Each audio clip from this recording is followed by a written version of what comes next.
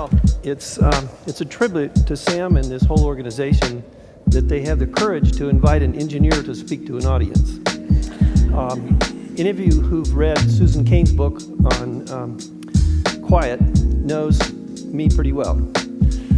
So it's a really unlikely thing that I'm here. I'm passionate about changing education because education changed me. So the real purpose of this talk is to tell you a little bit about how education can change lives.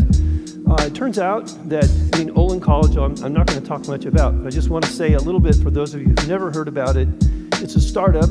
It was created in essentially 1999 with about a $500 million investment from a private foundation who believed that change in higher ed has to happen. And the only way to do it is to blow it up and start over. So Olin College has no tenure. We have no academic departments. Students pay very little tuition. And everything at the school has an expiration date, including the curriculum. So this is different, okay? Since 2010, we've been visited by 650 universities. We have a mission to change education on a broader scale. So we've partnered with Harvard, with Stanford, with the University of Illinois at Urbana that has re-engineered their undergraduate program. There's a book now written as a result of that partnership. Currently working with the University of Texas at El Paso, one of the largest Hispanic producing schools. So we have a mission. But I think that we have a mission that is much bigger than the school, and it's much bigger than engineering. So it happens that this year I've been asked by the National Academy of Engineering to chair this committee that is responsible for hosting the Global Grand Challenge Summit in Washington next July. So this is a meeting from around the world for people who are worried about the biggest problems on the planet. They fall into four general categories: sustainability, security, global health, and enhancing life. I mean, if you've been paying attention, you probably know that the global population has been growing. In fact, if you look at a graph of the population of humans on this planet throughout all of history, it looks like a hockey stick.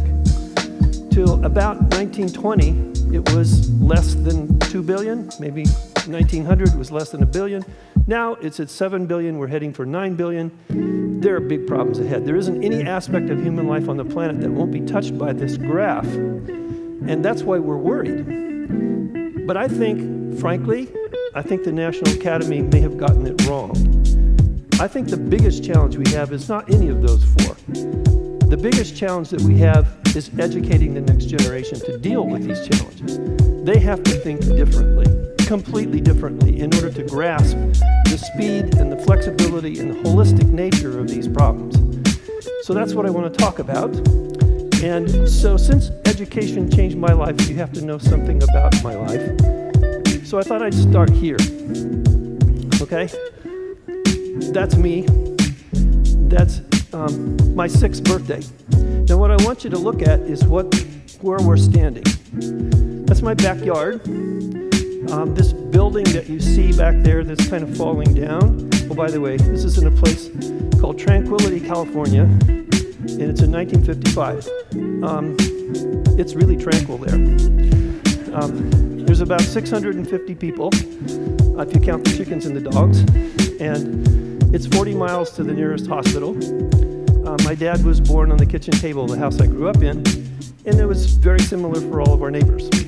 In fact, my dad told me, if you don't go to college, this is what you'll do for the rest of your life. Now, the farm that I grew up in, about the time that picture was taken, raised chickens. So you see a picture of my dad there, and we had just received this big shipment of baby chicks. They come in those cardboard boxes and they run around like ants. And some weeks later, they look like the picture on the left, and they come and pick them up. Now, the school that we went to had an awful lot of Hispanic Americans that were farm laborers, and they moved around a lot because they had to pick crops. When we graduated from high school, almost nobody went to college. So there's about 120 kids in our high school class. I think less than 10% of us went to college. Probably about 5% of us went to a 4-year college. But I did well in school, and my dad said, you're going to do something with your life. So I applied to the best schools in California, to Stanford, to Caltech, to the University of California. I got rejected at Stanford and Caltech. I got accepted at the University of California because they had to. There's a state law in California. If you graduate in the top 10% of your class, they have to admit you. And in fact, if you graduate, as the valedictorian or the salutatorian, they automatically have to give you honors at entrance. So I went off to the University of California, and I thought, this is going to be really cool. And then I met the kids who grew up in San Francisco, in LA, and they had calculus and physics. So that was about an existential threat there for a while. But it worked out. The University of California did a great job for me, and I went off to graduate school. And I went to MIT, and I studied earthquake engineering at that time. And I had this crazy idea that you could protect buildings from earthquakes by unbolting them from the ground and putting some kind of a flexible suspension system, sort of like a car, that flexes its knees so that the building doesn't get shaken around too much. And that's what you see there in that picture at the top. That's a schematic of a building on the left that's bolted to the ground while the earth is shaking. So you see the walls are flexing and there's a lot of stress in it. The building on the right has unbolted from the ground and has these bearings down there that let it slip around. They said at MIT, this is such a great idea, you should actually go to Caltech, where they know something about earthquakes, and actually make one. So I thought that's a great idea. So off we went to California. I showed up at Caltech. I went to the earthquake engineering department. Actually, Caltech is where earthquake engineering was invented. Maybe you've heard of Richter, okay? So I walked in, put down this thesis. I'm now 23 years old, okay? I have this idea. We're going to fix all of California. What you have to do is unbolt the building from the ground and put these bearings in it. And I'm talking to this guy in his 60s who is a god in earthquake engineering. So what does he tell me? Well, no self-respecting civil engineer will unbolt it from the ground. You use bigger bolts. What do you do? Okay, I really believed in this, but this guy is like the god in earthquake engineering. I had a crisis for a while. I eventually decided not to major in civil engineering. I majored in something that nobody understands called applied mechanics. It's a kind of applied physics that has a lot of math in it, and nobody knows what you do, so including my wife. I did that thesis, okay, and it worked out okay. But I learned a lot from that interaction. I learned that I'm not an entrepreneur. As time went on, I began to believe that I didn't have enough confidence in my own ideas to rebel when the establishment thought they had it right. It took me a while to figure that out. Now, I have a brother. Dad told him the same thing. He went to the University of California, became an engineer as well, but he is an entrepreneur, okay? He went to work at Delco Electronics after he graduated. He was the chief engineer on the fire control system for the F-16 airplane. This is a RISC computer that's very powerful. He kept telling Delco, this computer, this could change the world. You should be using this to study the climate change, to look at cancer. And they said, no, this is for airplanes. So he quit. And he brought one person with him. He went to San Francisco. He started a business in his garage, RISC modular computers. My dad called me up and he said, talk some sense into your brother, okay? He's gonna lose everything. He has no health insurance now. You're gonna wind up putting his kids through college. I said, look, Dad, Jeff's the smartest guy I know. He'll figure it out. It took him 8 years, but he did. He got the cash flow to work. Today, Jeff is the CEO of this company called Active Video Networks. It's his fourth company. So Jeff has a house in Los Gatos. He has a house in Fremont. He has a house in Heavenly Valley. He has a small ranch in Colorado and has 2 airplanes. So I'm not worried about putting his kids through college. That's what entrepreneurs do. Now, when I was about 28, teaching at UC Santa Barbara, I couldn't pay the bills because salaries were too low. In fact, my salary when I started there was $12,000 a year. the graduates with a bachelor's degree in my field were making $16,000 a year. And my wife was saying, can you explain to me again why we're doing this? So I found consulting. The only consulting place in the area had to do with aerospace. So I wound up being the personal consultant to the CEO of a company called Astro Research Corporation, and we were designing a way to catch Halley's Comet and get some of the stuff in the tail so that we could bring it home. Turns out that's a job that's not easy to do because Halley's Comet's going the wrong way. All the other planets are going this way, Halley's Comet goes that way, so you have to launch and make a U-turn and then accelerate. You can't get there from here. You can't do that with a rocket, turns out. There is no propulsion system that will do it. You can only do it with nuclear ion, or you can do it with solar sailing. JPL is making this solar sail. Our competitor was the Heliogyro, which is a helicopter that flies in the solar wind. It has 12 blades.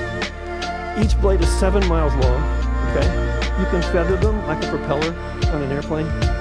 And of course, the Challenger accident happened, and America was the only country that didn't have any satellite to chase Halley's Comet. But I got involved in the design of this, and I got exposed to what design means. This had nothing to do with any of the courses I've taken at Caltech or MIT. And the person who was leading it changed my life. I understand entirely now why you need the other half of your brain to do engineering right. Interesting.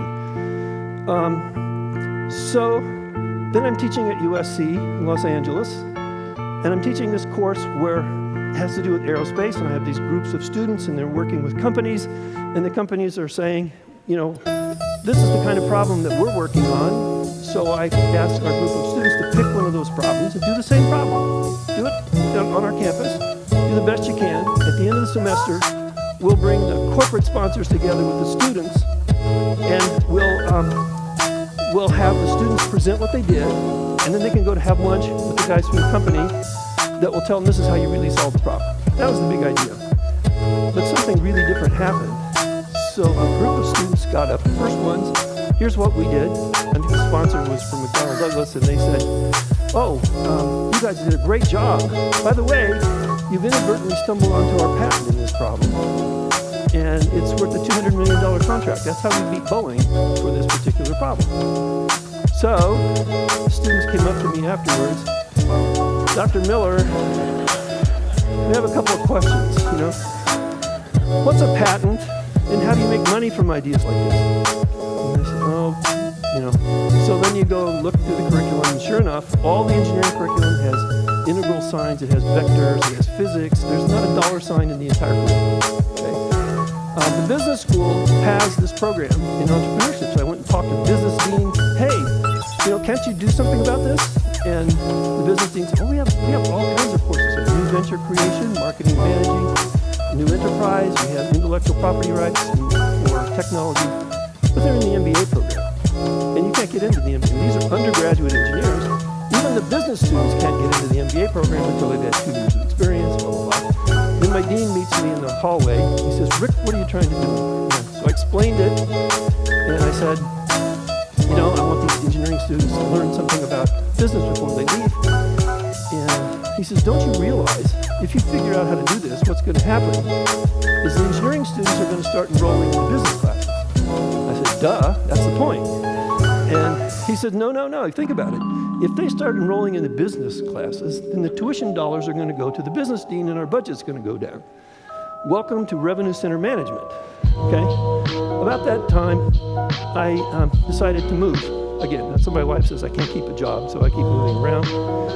I went to the University of Iowa in the Midwest, where we found, you know, Iowa City, Iowa is everything that Los Angeles is not, entirely. I mean, from weather to traffic to quality of schools, to everything. And nobody's ever heard of it either. They hadn't heard of revenue center management. So that was an opportunity. So I partnered with the business dean. We created this entrepreneurship program for engineers. In 1993, we had the first formal curriculum in technology and entrepreneurship for engineering students in the country. It was on the cover of Inc. magazine. And that's when the Olin folks found me, okay? And I got this letter from the president of the foundation that said, you know, we'd like for you to come and help start this school. I almost put it in the circular file because things were going so well, and whoever heard of this group? But the person who nominated me was somebody I didn't want to never nominate me for anything else. So I said, well, look, I'll just call them up, and then I can explain, I looked into this, and it's not the right fit. Well, one thing led to another, and I've been at Olin College now for 17 years. So we've had to rethink everything there is about engineering. In fact, we've decided that let me just tell you quickly, a couple of things that are wrong with engineering education. Last May, when commencement happened across the US, millions of kids got their bachelor's degrees. Only about 4.5% of them got a degree in any kind of engineering at any university in America. By the way, that compares with about 12% in Europe, about 30% in Asia, and we have a declining market share. And about half the kids who will enroll in engineering this fall, just now, will never graduate in engineering. Many of them will graduate in something else, but they're not going to graduate in engineering. About half of those who leave engineering have higher grades than the ones who stayed. Is there a problem here? We call it the math science death march. There are three problems that are at the heart of engineering education today. Number one is that we're attracting the wrong people. Number two is that we're teaching them the wrong stuff. And number three, we're using teaching methods which are known to be largely ineffective. Otherwise, though, we're doing a great job. Okay. So our vision here is that an engineer is a person who envisions what has never been and then does whatever it takes to make it happen. And don't forget the does whatever it takes part. We're talking a lot in this conference about vision. What really makes the world change is the determination, the grit, the continued focus on this that makes the world change. One of my inspirations is on my last slide here, Peretz Levi. Some of you might have heard of the Cornell Tech campus. It's being built in New York. This is a partnership between Cornell University and the Technion in Israel. And people are wondering why the Technion. I mean, there's a lot of schools in the US they could have partnered with. The reason is that the Technion is a singularity in all the world for the number of startup businesses that are generated from there. They are amazing for the number of creators. So when the Wall Street Journal did this investigation, the reporter was very curious. Why is that? Why would it be, particularly in Israel? I mean, you have people shoot at them, okay?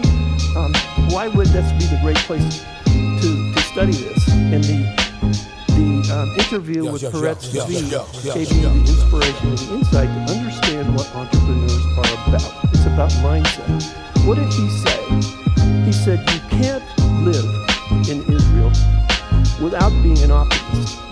You must always believe there can be a better world and realize that it's always up to you to make it happen. That's the heart of an entrepreneurial spirit. Visioning what's not there that makes the world better, and the motivation to take whatever action it takes to make it work. By the way, there are other people in the world who, when things don't go well, imagine who to blame for it and devote their whole career to trying to do something in the opposite direction. Entrepreneurs don't do that. So it's all about mindset. And that's really the heart of what Olin does. So thank you very much. I appreciate the opportunity to be here.